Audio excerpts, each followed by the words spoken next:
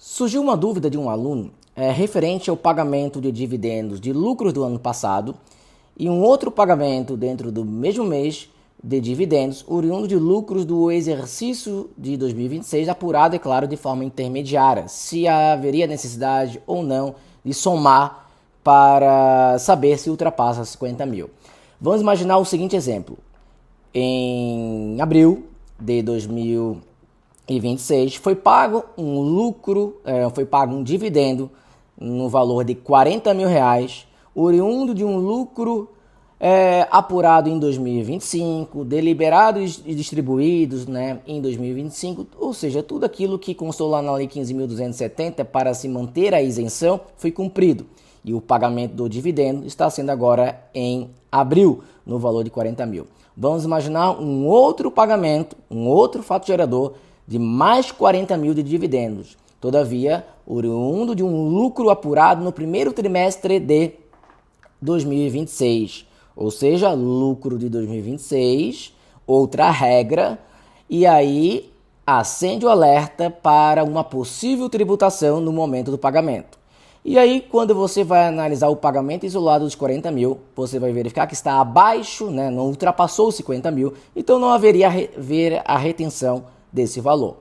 No entanto, a partir do momento que você enxerga que dentro do mês de abril foram dois fatos geradores de pagamento de dividendos, que ultrapassa 50 mil, totalizando 80 mil, haveria necessidade de uma retenção? A resposta é não. Por quê? O dividendo, o primeiro que eu falei dos 40 mil, é oriundo de um lucro lá do ano passado, apurado no ano passado, deliberado e distribuído no ano passado, onde houve a manutenção, a segurança da manutenção desse dividendo que veio ser pago agora, de forma isenta, independentemente do valor em que venha a ser pago. De fato, houve um pagamento inferior a 50 mil, não passou de 50 mil, mesmo se ultrapassar 50 mil, não haveria retenção, pois era lucro do ano passado. Já o outro fato gerador, de fato, poderia haver uma tributação, já que é lucro intermediário de 2026, mas como não ultrapassou de forma isolada 50 mil, não haveria necessidade de haver retenção. Mas quando eu somo os dois, eu chego a um valor de 80 mil pago dentro do próprio mês, mas o próprio artigo 6A, lá nos parágrafos, ele vai trazer que quando se trata de lucros apurados em 2025, distribuídos em 2025, ele não entra nesse cálculo do valor total do mês. Ou seja, é como se eu excluísse aquele 40 mil, porque ele mantém a sua natureza isenta, porque é lucro do ano passado. Os outros 40 mil, pelo fato que foram pagos agora também, mas oriundos de lucros de forma intermediária de 2026, pelo fato de ter sido um pagamento que não ultrapassou os 50 mil, ele não teve retenção por esse motivo. Mas não cabe somar os dois para chegar a 80 e fazer a retenção. Então, lá na FDREINF, como se trata de um pagamento de dividendos oriundo, tanto faz aqui se é do ano passado ou deste ano, mas são dividendos que não houve retenção de imposto de renda, como o pagamento foi em abril,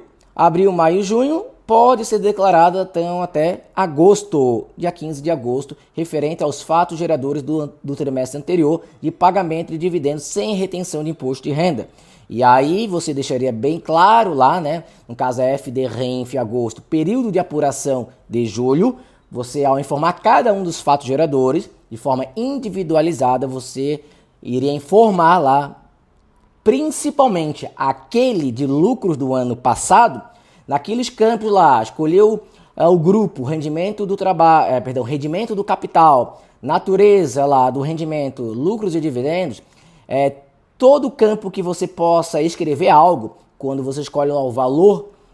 o rendimento bruto, 40 mil, não vai ter base tributável. Lá embaixo tem um campo que você pode escrever que se trata de um dividendo pago de lucros oriundos de 2025, apurados em 2025, deliberados e distribuídos em 2025, cumprindo o que determinou a Lei 15.270 para manter a isenção desse dividendo. E também lá tem outros campos que você pode tratar dentro da FDREINF, tem lá os valores isentos em que você escolhe um tipo de isenção,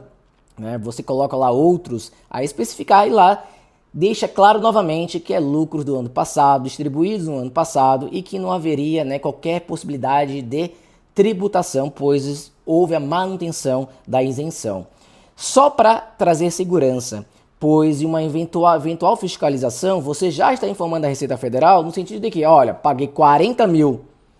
de dividendos aqui de um lucro do ano passado, e no mesmo mês de abril paguei mais 40 mil, de fato, de lucros de 2026, não houve retenção porque não ultrapassou 50 mil, mas eu não vou somar os dois para dar 80 e reter 10, porque os outros 40 que eu paguei inicialmente de dividendos em abril é oriundo de lucro do ano passado.